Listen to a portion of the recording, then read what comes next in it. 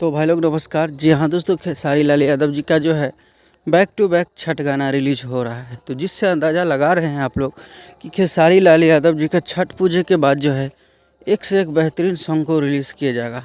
तो रहिए तैयार, आप लोग को आज के वीडियो में बताएंगे खेसारी लाल यादव जी के आने वाले गाने के बारे में।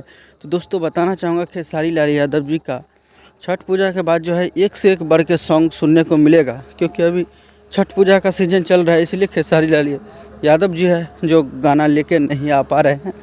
और आप लोग पता है सब अभी इधर उधर बिजी है छठ पूजा के लेके, इसके वजह से गाना नहीं रिलीज़ हो पाए। लेकिन जैसे ही रिलीज़ होगा आप लोग तांडव मचा दीजिएगा।